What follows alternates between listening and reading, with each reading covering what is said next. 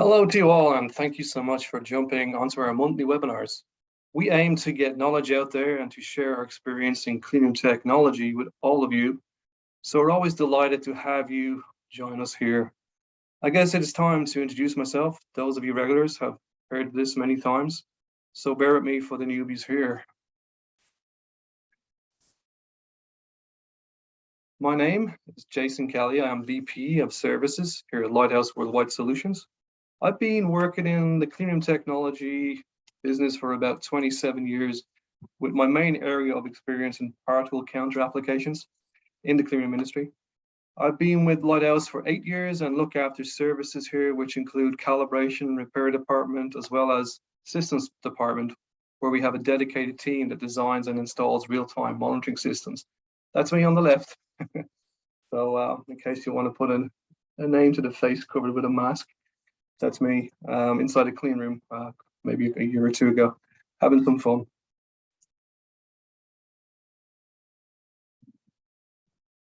So today we're going to go over the importance of GAMP and why GAMP is so important. GAMP is an acronym for Good Automated Manufacturing Practice.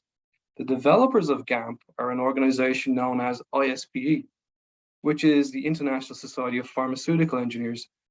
The International Society of Pharmaceutical Engineers, ISPE, is the governing body for GAMP. And according to the ISPE website, GAMP is a system for producing quality equipment using the concept of prospective validation following a life cycling model.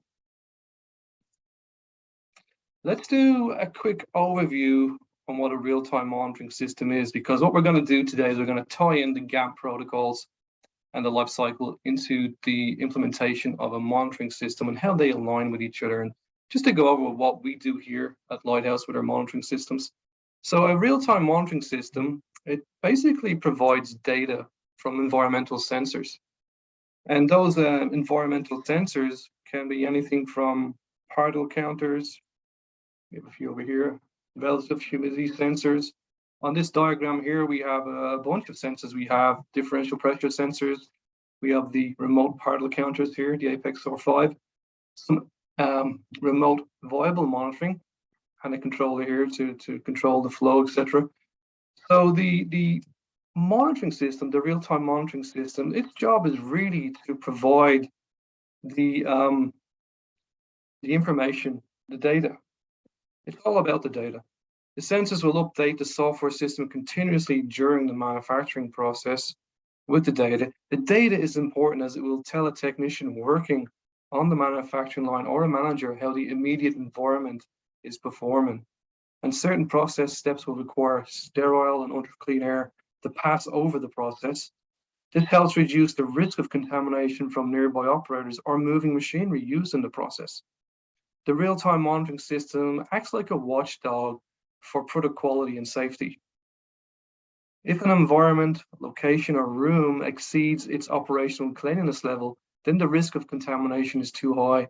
The system will have a visual audio alarm as well as email and SMS text notification to make operators and managers know that they have a problem. Typically, the process is shut down as the risk to product integrity is undermined.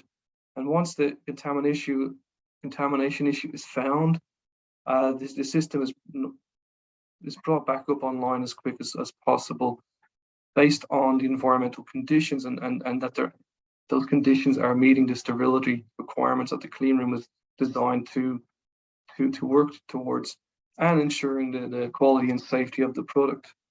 Real-time monitoring systems record data and enable specific reports to be made, and allows data archiving and retention, which are all GMP requirements and good practices. It's all about the data and the quality of data when it comes to real-time monitoring systems. So we have, again, just go back to this diagram. We have alarms here connected to the system. We have a couple of screens, and the software itself will alarm. We have a room that's gone out of tolerance. You can see this background here is gone red to the operational green background here, which means everything is good in that clean room, not so good in this one. And you can generate nice reports and trends of the data and see where the alarm conditions have exceeded, etc. So as I said, the real-time monitoring system is a watchdog, provides data, That data can be generated into reports, and that data is used for release of product in regulated environments.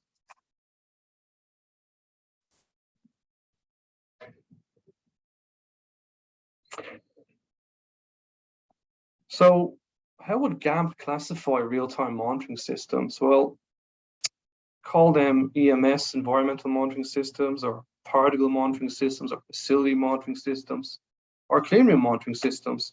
Real-time monitoring systems, in the eyes of GAMP, are really the same product, as all of the above. They're different acronyms. Basically, GAMP classifies it as a computerized system, and that computerized system must be compliant. So what is compliant?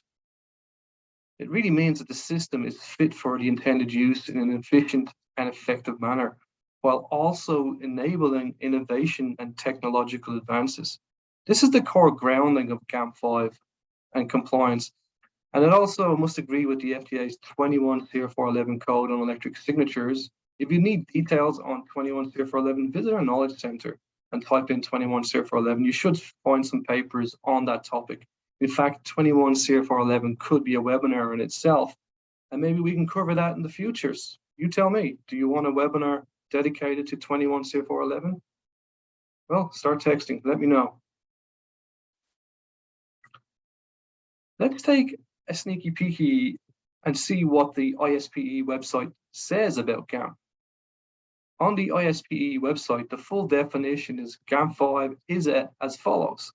It is a risk-based approach to compliant GXP computerized systems, providing pragmatic and practical industry guidance that aims to achieve compliant computerized systems that are fit for intended use in an efficient and effective manner, while also enabling innovation and technological advances.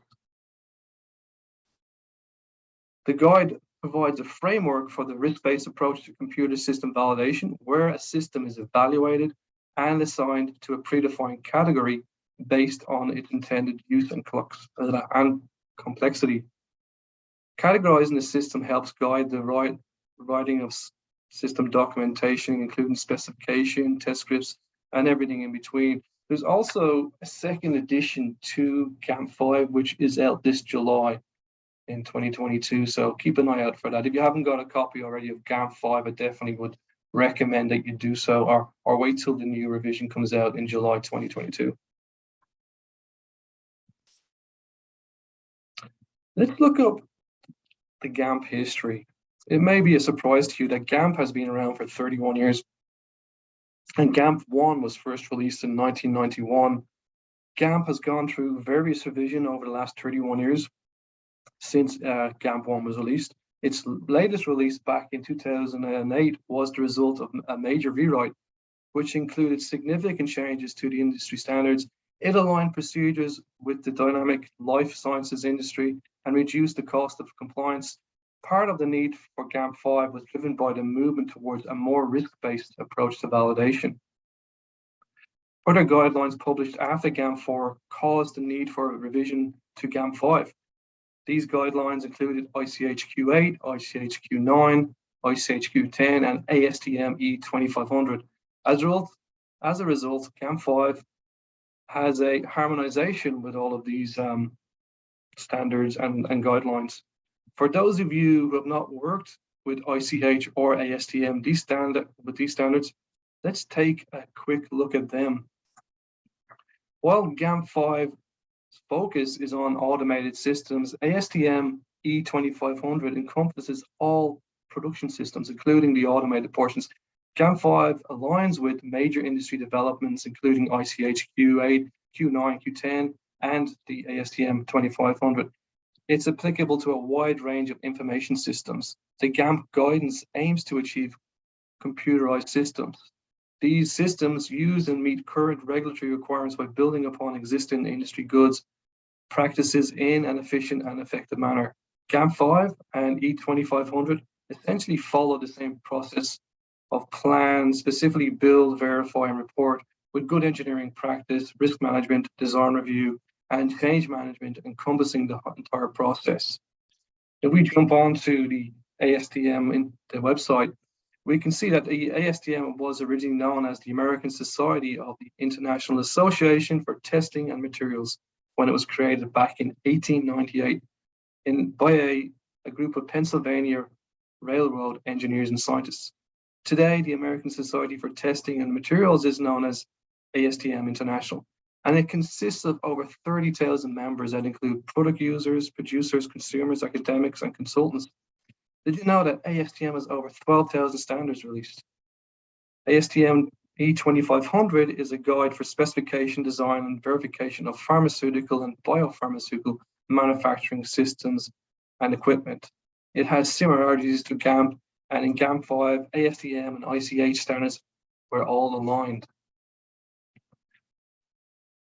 If we look at ICH's mission is to achieve greater harmonization worldwide to ensure that safe, effective, and high quality medicines are developed and registered and maintained in the most resource efficient manner whilst meeting high standards. The work is accomplished through the development of internationally harmonized guidelines in the areas of safety, external efficacy, and multidisciplinary topics. GAMP 5 aligned with ICH Q8, ICH Q9, and ICH Q10. And just to go over what they are, ICH Q8 deals with product development and its manufacturing processes. ICH Q9 outlines quality risk management principles for product lifecycle. ICH Q10 defines and discusses concepts such as quality manual management, responsibilities, continual improvement of process and product, and continual improvement of the quality system. The FDA's guidelines on process validation references ASTM E2500 guidelines as well as ICH guidelines. So if you were to go to the FDA website, you will see that they have worked with the ASTM and the ICH guidelines. And in fact, the FDA documents are more or less a copy and paste of some of these guidelines. So we can see that GAMP 5 has aligned with these other guidelines, the ICH and the ASTM. So let's have a look at how GAMP 5 can be used in the development, installation, and handover of a real-time monitoring system. First, let's look at GAMP 5 so you've got a good grounding on how it can be implemented in real-time monitoring system.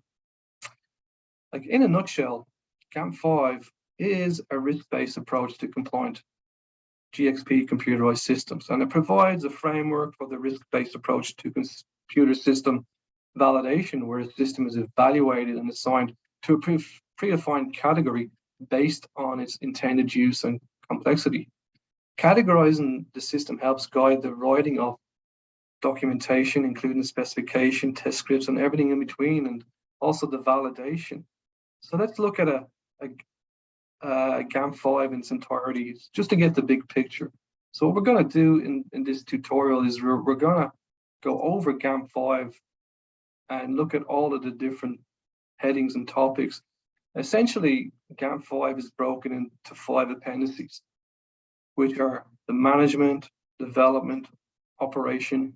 It also discusses special interest topics, and then there's some general appendices. Management covers the validation planning, supplier assessment, science-based quality risk management, categories of hardware and software, design review and traceability, supplier quality and project planning, validation reporting, project change and configuration management, document management, and system retirement.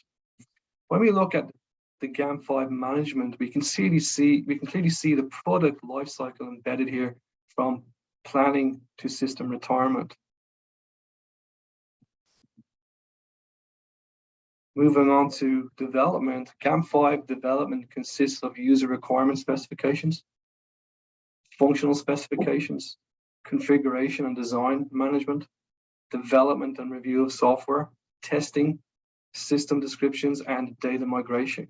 This part of GAMP 5 defines the development of the system and it can be best illustrated by the GAMP V model, which we'll go over the GAMP V model soon. Just be aware of that buzzword if you haven't already, but the GAMP V model, it's very popular and it's been used for quite a while now. Section 3 of GAMP 5 defines the operation activities.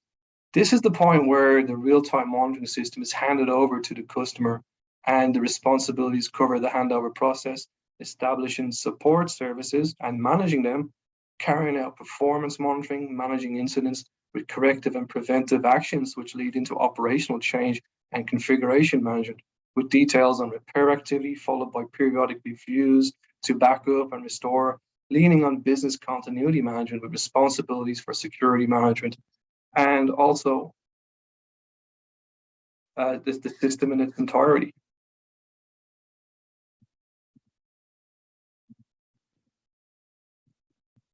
In my 27 years, I've not seen many customers follow all of the operational requirements. Some cherry picking arises, such as not establishing and managing support services, which is also an EU GMP Annex 11 requirement. I see a lot of reactive knee jerks and not a lot of proactive policies that future-proof the installed and operational systems. So once the real-time monitoring system is handed over to the customer, the responsibility should cover the handover process, like establishing the support and services like the SLAs and stuff like that. And that's the point I'm making. I don't see a lot of that being taken up, even though it's a very important part of the whole process. Once it's handed over, how it's going to be supported, what sort of responses you get, even what sort of spare equipment you have on the shelf, etc., etc. Business continuity is really critical, and the real-time monitoring system is a real critical part of the overall system. Also part of a contamination control strategy, a big part of that. So section 4 of GAMP 5 covers special interest topics, such as the alignment with ASTM E2500, the policies and procedures for electronic production records, EPCs, end user application, patch and update management, managing outsourced ISIT environments, and organizational changes. There's a couple of good topics here, and I definitely would caution you to really look into the end user applications and also the patch and update management and how that is organized. Like whenever upgrades are required of an operating system or a real-time monitoring systems, how do you handle that internally? First of all, how are you notified? And do you make the decision to go ahead with the upgrades? Do you do a formal risk assessment to see if these upgrades are actually of a benefit to you or not, rather than just upgrading blindly without considering the impact on the business?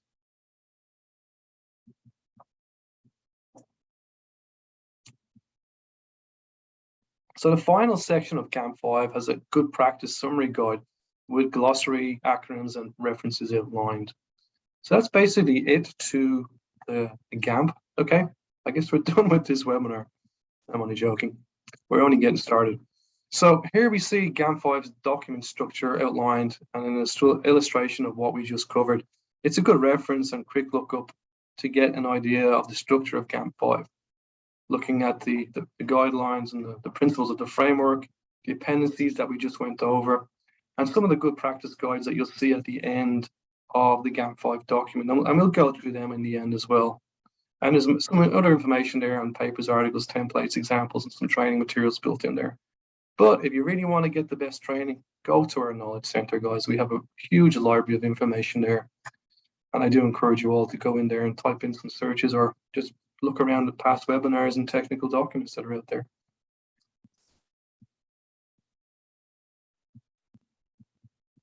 Okay, now we have a good grounding in GAMP 5, and thank you and for being patient and bear with me up until now. So I wanted to give you that overview before we really get into the nitty-gritty.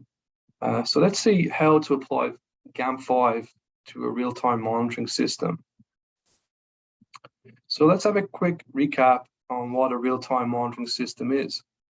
It is basically a computerized system with sensors attached that monitor cleanroom environments for important process information. Particle counters monitor particles in the environment, so it is critical that the particle counter locations are properly located so the data is good data. Temperature relative humidity sensors provide vital room data on temperature and humidity.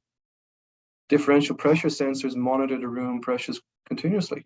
Remember, maintaining room pressures is critical to the manufacturing process operations. If those pressures go down, then the likelihood of contamination is very high. Viable air samplers monitor for viable particles that should be rigorously controlled. Remember, viable particles in injectable products can kill the patient. All the data from real-time monitoring systems is regulated in regulated industries. It's used to get approval for product release. In non-pharma industries such as semiconductor manufacturers, the data is critical for product yield and quality. There's no real regulatory requirements in these industries. So they use that data to improve yield and to improve quality. So here we see the drivers for GAMP5. We see the driving force is all about patient safety and product quality through data integrity. And that word data integrity is very important. It is all about the data. What is real-time monitoring system that, as I've seen, is basically a computerized system that gathers this data. Critical data, so the integrity of that data is so important, and we'll get into it in more detail as we progress. Other drivers include the governance to achieve GXP compliance to GAMP5. And GAMP5 goes over quality by design. For example, in real-time monitoring system, we can add quality by designing a computerized monitoring system that enables better quality. Think about what we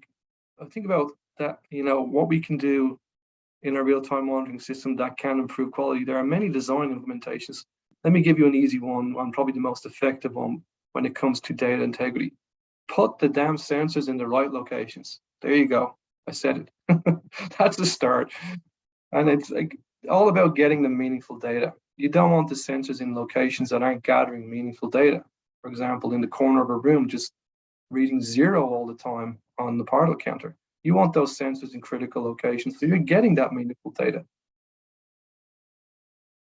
I've seen so many systems over 27 years which were installed with sensors in the wrong locations. There goes your data integrity and there goes quality, because right off the bat, that system is working against you and not with you and providing you with bad data. Other drivers discuss leveraging existing documentation and knowledge with a science-based quality risk management approach, having configurable systems and development models, along with improving compliance, all put into practice with a life cycle approach. And again, leverage, use the vendor. The vendors, the reputable ones today, will have a lot of experience in implementing monitoring systems, and definitely you could leverage a lot off of their documentation and the way they put their systems together. I do recommend that you look into that deeply. Okay, when we design and develop real-time monitoring systems internally, we first have to develop the software and hardware. Lighthouse Worldwide Solutions uses a GAMP approach internally that we have followed for a long time. Our internal quality system and our design and development process is well defined, and our software and hardware products may take a few years to go from development to a release product. So when the customer purchases a real-time monitoring system, again, GAMP is followed, but the design and delivery of the system to the customer. The GAMP V model is followed. So let's take a close look at the design and delivery of a real-time monitoring system following the GAMP V model. Here we see the GAMP V model. It starts at the top left-hand corner over here. We have that word user requirements specification. Now we go back to GAMP 5.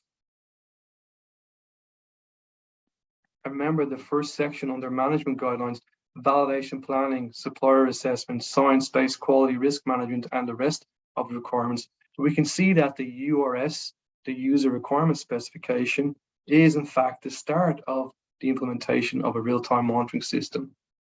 This area up here. If you've been following our webinars over the years, you know that I've discussed the importance of a URS right off the bat. I really can't stress enough how important it is if you are a company seeking a real-time monitoring system. You must do the groundwork. You see, it's really important to start off the project with the right team and the right frame of mind, and to develop a really good user requirement specification. You see on this V model that it has the URS down as a customer specific requirement. GAMP5 also goes over the science-based quality risk management, and in the URS, this is where good science and risk management should be applied. The company seeking the real-time monitoring system should have a team of subject matter experts who should know their process and understand real-time monitoring systems. By combining these subject matter experts, then you can start the implementation of a real-time monitoring system on the right track and develop a proper URS based on science and quality risk management. A strong URS is the starting point and the ending point of a real-time monitoring system or any computerized system being integrated into a manufacturing facility. I've seen many URSs over 27 years working in this industry. A lot are really poorly developed, and half the time the URS is not even provided. So many years ago, in order to mitigate poor or non-existent URSs, we developed basic URS templates so customers can have a well-rounded starting point. The main take from this starting point is that a URS is the making or breaking point of a successful delivery of the real-time monitoring system. As we will see as we progress through the stages of the V model, everything points back to the URS, from development right through to testing, to commissioning and handover of the system. Once the URS has been supplied to the vendor will review it and say yay or nay to some of the URS requirements. It is important that a URS traceability matrix is considered. What is the traceability matrix? Well, it's basically the vendor supplier, answering back to the customer and illustrating how they're going to meet the customer's URS requirements. And the traceability matrix is a really good tool to instill confidence in the customer that they're going to select the right vendor who's able to give all of the requirements that they requested a really good review and understanding, and to show the customer how exactly they're going to meet those requirements, rather than just ticking the boxes and saying, yes, we can do this, yes, we can do that. Here, we're going to show you how we can do this, and we're going to give you ideas of how we can even expand upon your URS and give you a better system. So the requirements are openly documented, and responses can be provided back to the customer for their review and along with the quote. So the URS is a decision maker for the selection of the vendor, and don't be a cheapskate. Don't just go with the lowest price because you pay for what you get. It's really a partnership that you're entering into, and working with a really good vendor is a make or break situation as well. So now that the vendor has been selected, we move on to phase 2 of the GAMP model. And looking back at GAMP5, here's the second section as it aligns to the V model. Remember, we have the user requirement specifications, the functional specifications, configuration, design, management, development and review of software, testing of computerized systems, system descriptions, and data migration. And you can see that from D1 to D5, and we definitely have a good overview here in this section that meets the second section of GAMP5. So customers approved the URS and sent a PO to the successful vendor. Okay, we've gotten past that stage. A vendor audit should be done nowadays. We are accustomed to remote audits these days, with the old COVID thing. And we are, these audits are faster and easier to conduct than physical audits. And a vendor audit should be part of the vendor qualification process. I do see that some proactive customers complete these audits prior to vendor selection, and I see some retrospective actions occur on vendor audits after selection. So does anyone understand that you're kind of putting the cart before the horse here? You should really have a URS, audit your vendor, make sure that the vendor can meet your requirements, and verify they can before you place the PO. It's not a good idea to have the old cart in front of the horse. And I'm going to go on about this because I've seen it so many times, guys. I've been through it. I've had those discussions with customers and helped to get them back on the right road, because if you start off in the wrong place, you're going to end up in the wrong place. And I cannot stress the importance of a good URS written by an internal team who understand their processes, who understand the product, understand their quality system, and have subject matter experts in particle counting and real-time monitoring systems. If you have that team that matched up with a good vendor, with a good project manager on their side, that is a recipe for success. Okay, back to section 2. So in this section, I said the URS should be used to develop the functional specification. So the functional specification will outline the hardware and the software specification. The functional specification can be one document with hardware and software embedded into it. The idea of the functional specification is to illustrate how the real-time monitoring system will operate, how it will be designed, configured, and what hardware and software will be used. All components of the real-time monitoring system must be identified, including the modes of integration and communication. For example, sensors used should consider accuracy, traceability, and adherence to cleanroom standards and calibration standards. Software used should be categorized. There are 5 software categories listed in GAMP 5. The functional specification throughout the life cycle of the real-time monitoring system becomes a living document. What do I mean by that? What's a living document? So the functional specification development can be updated based on design review. I would also go as far as saying that the functional specification should be the last document to be fully updated. Some of you might be wondering why this is so. I guess there's a couple of you out there going, what? What's he on about? Well, one of the biggest issues I see is there is not enough focus on performance qualification. Now, your performance qualification happens over here. So I guess in a sense, I'm putting the horse in front of the cart. But your PQ, your performance qualification, is occurs in this area here of the it's near the final stages. So the issue I see is that performance qualification is not really performance the way it should be. It's in some cases a rehash of the OQ that the vendor supplies. That's not a way to go. So, as I said, the V model does not show the PQ here, but it would fit right after the systems acceptance testing, where the IQ and OQ should go as well.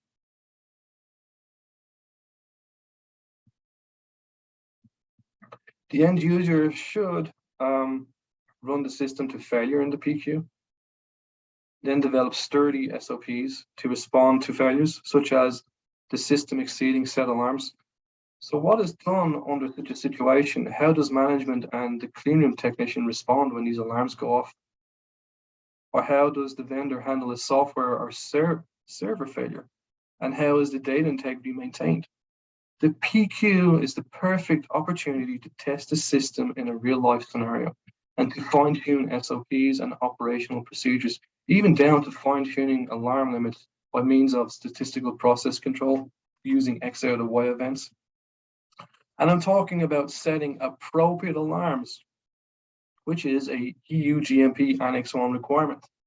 If you are manufacturing here in the US and exporting to the European Union, you have to follow EU GMP Annex 1 requirements for the manufacture of sterile medicinal products. And it is outlined in EU GMP that you need to look at trending in your monitoring. It talks about appropriate alarms. And that doesn't mean following the tables in your ISO 14644 Part 1 certification tables. In a monitoring scenario, the alarm set points should be set based on the true environmental conditions. For those of you who want to go further into this topic, there are some papers in our knowledge center solely dedicated to this. I wrote a couple of papers, did some webinars on this. So if you go to www.golighthouse.com, go to our knowledge center tab, it's over here, do a search for performance qualification or particle count strategies and alarm settings. You'll see these 2 documents, download them, read them, understand them. They're quite good. So it really will give you more of a rounding of what I'm talking about on the importance of performance qualification and setting appropriate alarm limits. Getting back to the functional specification, the PQ can assist greatly in updating SOPs and procedures, and those updates, such as I mentioned, changing alarm limits, must be captured through change control, documented, and the functional specification should be updated. So at the end of your process, when you're doing the PQ, your functional specification is still a live document. So you make any changes or fine tune your alarm settings, for example, or anything else with the system, go through the change control process and update it, and then update your functional specification, because ultimately you're kind of fine tuning your system, you're implementing quality by design before you send that system into a live scenario. You want to make sure it's working for you and not against you. So, and don't forget, the functional specification is like the manual for the system. It will give all of the details on how the system will operate, what it will do, functionality. It will specify the sensors, the modules. It will give a good outline of everything to do with the system. The supplier still needs to supply the real-time monitoring system operating manuals and the hardware operating manuals as well. But the functional specification should encompass all of that, give you a really well-rounded understanding of how the system operates and how it works. And as I said, it's definitely a document. It's one of the last documents that you would complete in the life cycle. Let's go back and talk about software categories under GAMP 5. I took you down that rabbit hole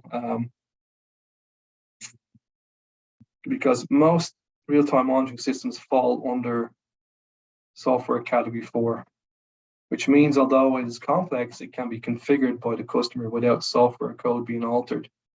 The approach to this category is outlined in GAMP here. Let me just try and make that a little bit. There you go. You can see it a little bit bigger. And category 4 software should have a life cycle approach with supplier assessment, with a proven quality system, with a risk-based approach to testing and proper documentation and procedures in place. This life cycle shows the importance of a robust PQ with risk-based testing to demonstrate the system works in the business process, and ensuring compliance is maintained and ensuring the system is fit for its intended use, as well as having proper procedures in place for managing data. When we say business process, we really mean the real life environment where you're making product. The IQ, the OQ, and the PQ are all critical stages of testing to make sure the system is meeting the specified requirements originally outlined in the URS. So you're beginning to get an idea of why the URS is so important and to get the cart behind the horse. Remember, folks, the real-time monitoring system is only as strong and robust as the URS. And I said before, the URS can make or break the project. So let's recap on section 2 of the V model. This section is developed with the vendor, supplier, customer. The system functional design is documented and approved before moving to stage 3. The functional system outlines and contains all the information regarding the system's functionality, how it's put together, defining modules, including hardware and software, as well as sensors, and the functional specification is developed based on the URS. We are also now learning how important a strong URS is right from the start of the project.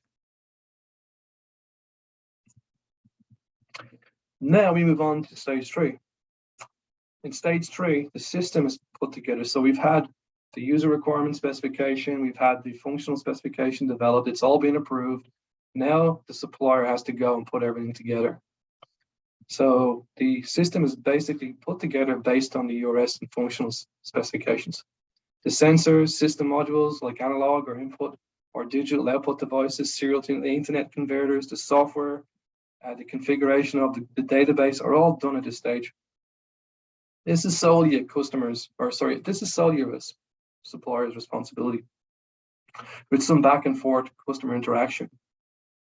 Sometimes end users and the customer may change their mind about some of the system's functionality or add more functionality into the scope, or they may want to add more sensors or some extra, something else into the system that they would require an extra room or, monitoring in different locations. So there's always going to be an aspect of design change as we move along the process. But it's really handled through change control. And so there is that level of integration between the supplier and the customer during this stage while the system is being developed and tested. And typically we have sandboxes here where we can go in and we can have remote meetings with our customers and show them the database, show them how the database works, how it all puts together, how it's looking visually and graphically. And there can be some slight changes made there and then on the fly. These are easy to do and they won't really hold up the project. But the key concept here is the communication. And the supplier really needs to communicate and illustrate to the customer, here we are, we've got your URS, we've got your functional specification, here's the system design, let's go through it and make sure it's good to go before we ship and before we do the final testing and everything else that goes with it, like FATs if FATs are required.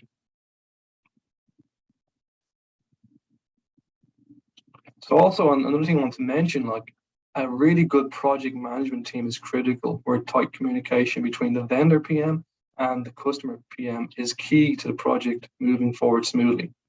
It is also crucial, and I've not discussed this, but it is crucial for the customer to have all stakeholders and departments that will be using the real-time monitoring system to be involved.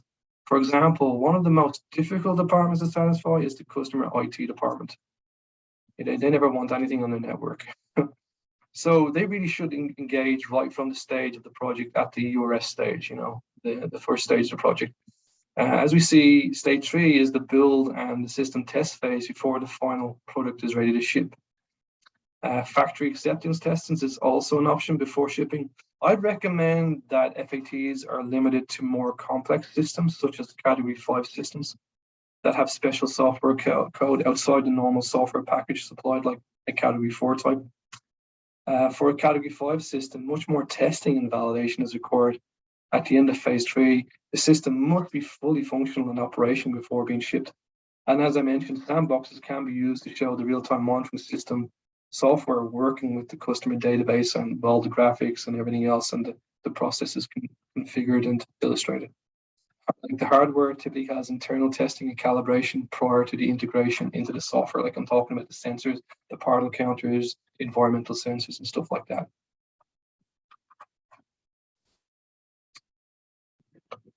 So now the system has been developed and internally tested prior to shipping. Stage 4 of the V model is based at the customer site, where the system is installed and commissioned. Stage 4 includes the acceptance testing of the system. That includes the SAT, so acceptance testing, IQ and OQ testing that validates that the system is fit for purpose, and all of the testing should be traceable back to the URS. You should have a traceability matrix in your IQ and OQ to show we're doing this test X, and this test passes, where we then show in the URS, the correlation between the requirement and the completed test. You should also always have that information and be able to locate that and verify that the URS specifications have been satisfied through the IQ and OQ testing. And this is before the system is handed over. So what we're doing is we're testing the system in a closed environment before we move on to the next stage. Once the IQ and OQ are complete, the system is ready for the customer to take ownership and to test the system in a business environment. And we're moving over from the closed system to a more business-like environment where you may do simulations before you actually take down your system and stop your manufacturing and implement the real-time monitoring system for real. And I must stress that there's a lot of testing in the PQ that you would do during this business testing stage. And as I said, simulations can be run where product is sensitive. Otherwise, the PQ should be the final testing stage before the system is put into service. Now, I did cover the importance of the PQ earlier, and we have past webinars, but please, for the love of donuts, please ensure your PQ is not just a lazy rerun of the vendor's OQ. If you go down that route, you're missing the point of the PQ. The PQ is your last chance before the system goes live to catch any procedural and process issues, to update SOPs, and to fine-tune the system before going live. Once the PQ is completed, the operators and system owners all should have the right amount of training and experience to drive the system. You do not want Stevie Wonder driving the car. As much as I admire his logistics skills, he sucks at driving.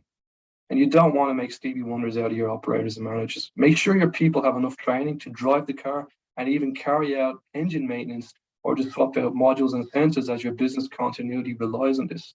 Here at Lighthouse Worldwide Solutions, we have multiple training options. We do remote certified training, in-person training, on-site, and we even have training facilities with real-time monitoring systems running in real clean rooms. I would encourage a few levels of training from operator, administrator, and maintenance as a minimum. We want you guys being able to drive this car efficiently and effectively and not crashing it. Okay, so we have successfully navigated our way through the GAMP-V model. We have had an overview of the history of GAMP and the alignment to ICH and ASTM guidelines with GAMP-5, which now brings us to the operational stage. And we just covered the PQ and handover aspects, but your real-time monitoring system journey it does not end at the handover stage. You will need to establish and manage support services. Service level agreements are key to the health and ongoing performance of the real-time monitoring system. How will incidents be managed? What corrective and preventive actions are in place? Will your vendor offer support in finding root causes? And will you implement corrective actions yourself or with the help of the vendor? Will you conduct periodic reviews of the system? Is it meeting the performance expectations, or is the system alarming all the bloody time? And you're spending too much time in the clean room chasing your tails, looking for events that triggered actionable alarms? Or did you not take the time in your PQ to fine-tune your alarms properly to meet your operational requirements? Have you run a backup and restore procedure during the PQ? Do you have a system administrator in place? Do you guys know how many times we get contacted from customers who lock themselves out of their own system? Oh, we forgot our password, or Johnny left the job and he's got a job elsewhere. He was the only one trained up on the system. You need to maintain business continuity. It is your responsibility. You need to grab Stevie Wonder out of that car, get control of your system before it crashes, and you are responsible for that lost revenue if it does. So we now get to the final stages of GAMP-5, and I want to end this with a look at GAMP Good Practice Guide summaries. Here we see a summary of GAMP-5 Good Practice Guides, which provide an overview of calibration management, process validation, validation of legacy systems, risk-based approach to electronic signatures, validation of laboratory computerized systems, IT infrastructure systems, control and compliance, testing GXP systems, and electronic data archive. These are really great supplementary guidelines. If you are considering a real-time monitoring system, GAMP-5 and these supplements are a must read. And I definitely encourage you and your team to get copies of GAMP-5 and to go through them. Understanding GAMP-5 will enable your team to develop a real kick-ass URS. Yes, I just said kick-ass. GAMP-5 is and should be a given prerequisite to any customer team who are selecting to take on a real-time monitoring system project.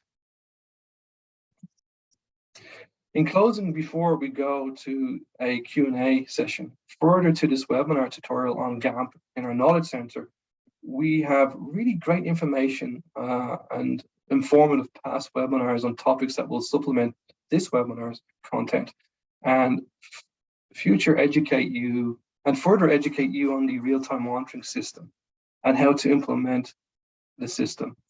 I feel it will take you deeper and align GAMP along the way so you get a really good big picture of real-time monitoring system implementation. Or if you have a real-time monitoring system, you may want to apply what you've learned today and talk with your managers about implementing some of the things you felt that would improve your monitoring. And maybe operational or maybe from a business continuity perspective. So here are a few past webinars that I've outlined. If you have not already set up a free account in our Knowledge Center, please do so. You'll find a wealth of knowledge there and it's all free. And these webinars I've listed here, you can find them there, and I definitely recommend you go through them. And there's also many technical papers that you can look over. So our goal is really to make you the smartest person in the room. Maybe that can lead to a promotion. If it does, yum me a beer. But yeah, it's really all about empowering you and improving your knowledge. And we have a library of knowledge in our Knowledge Center. And these webinars really help people understand the bigger picture and how to apply like guidelines such as GAMP or in standards like ISO, etc. So we've got a wealth of information there in the Knowledge Center. Okay, folks, let's move on to the Q&A session. Don't forget to type in your questions and we will get back to you. However, let's see some common questions associated with GAMP 5.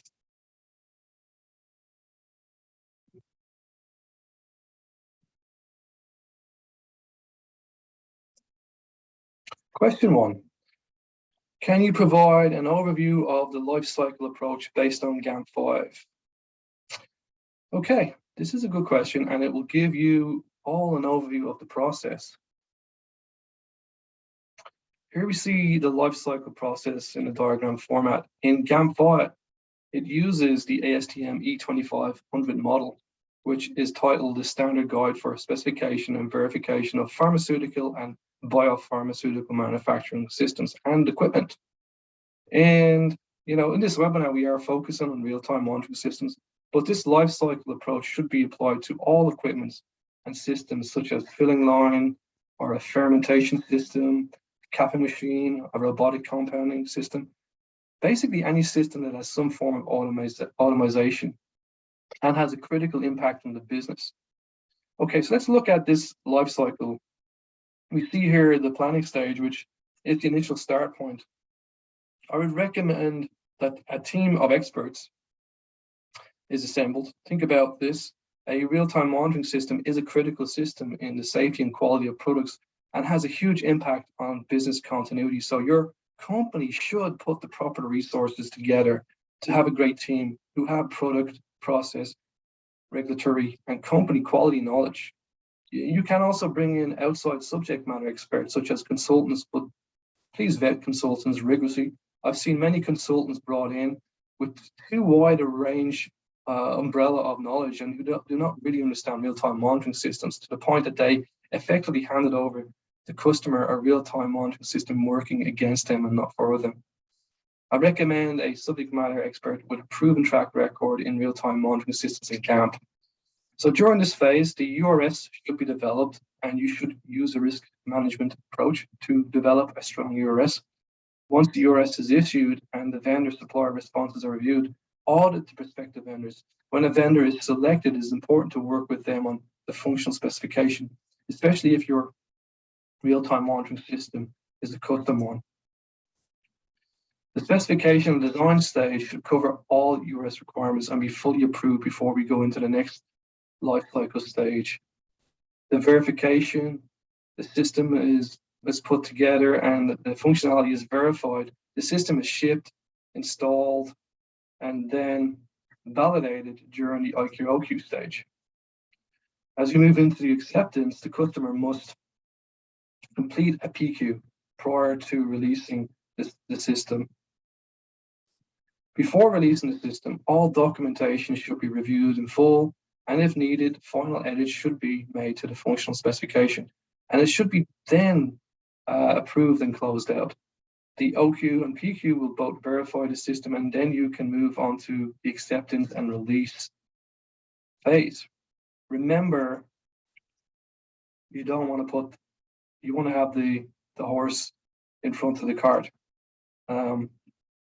So just remember that all this process here is geared up to enhance the overall viability of the system and the delivery of the system. And also remember to leverage vendor validation carried out during the product development, meaning you do not need to go overboard on the validation. If previous validation has proved the functionality, you can, based on a risk assessment, water down the validation requirements without impacting the overall integrity of the verification process. And I say common sense prevails here. Design, review, and change management should be adhered to throughout the system lifecycle, even after the system goes live.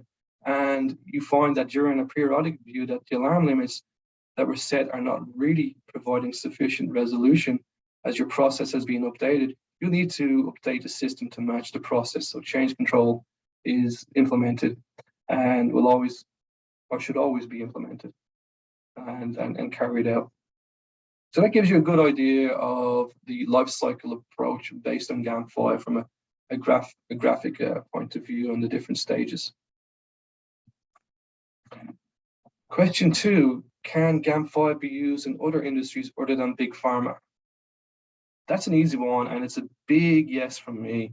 Absolutely. In fact, if we have any people here from the semiconductor, aerospace, or foundry industries, then GAMP5 will help your implementation, even if you are non-regulated.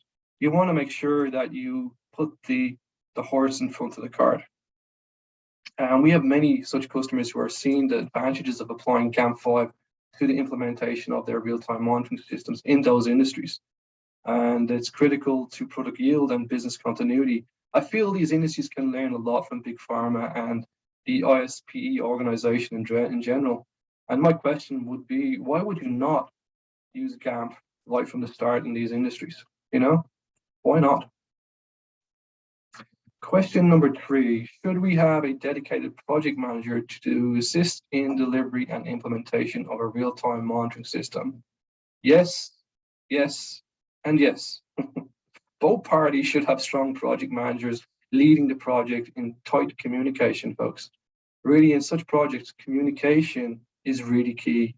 You got to understand from a customer point of view, there are so many moving parts.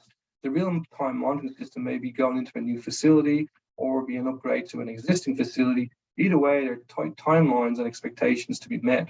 And that project manager on the customer side may be dealing with many other projects on the go, especially in a new build. So communication really is key, and having good, strong project managers is really important. If you look back at webinars I recommended in the past, and you can go into our knowledge center and look at, I definitely have touched on project management in those webinars and how important they are to the success of a project. I would say that project managers are an absolute must in implementing a real-time monitoring system on both sides.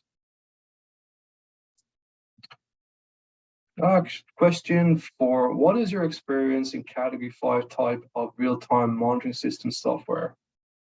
This is a tricky question, as a custom system will enhance your real-time monitoring system experience and may also be driven by an automation, PAT, process analytical technology procurement team, thinking that all the bells and whistles will be a great asset.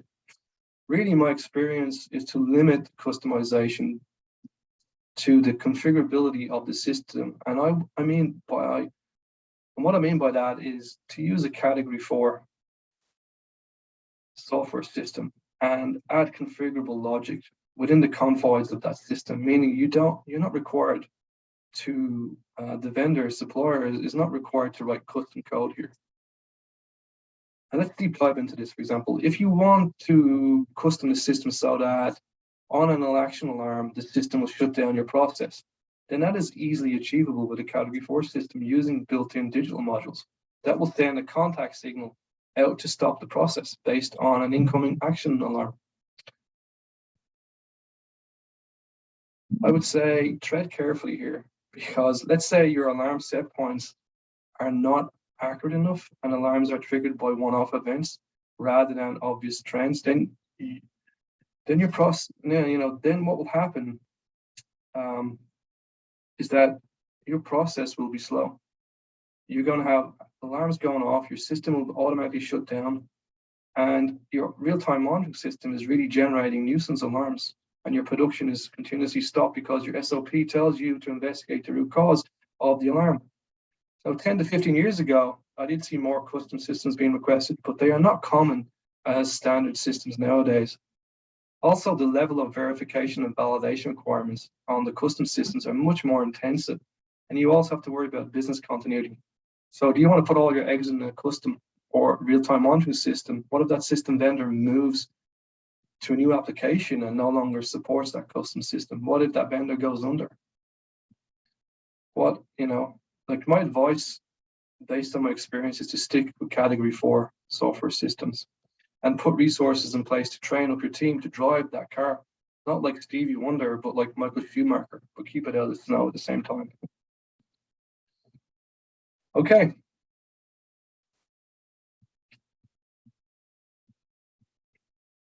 Finally, I think that will do it. Enough questions, but please text in your questions and we'll get back to you within 24 to 48 hours with some follow-ups.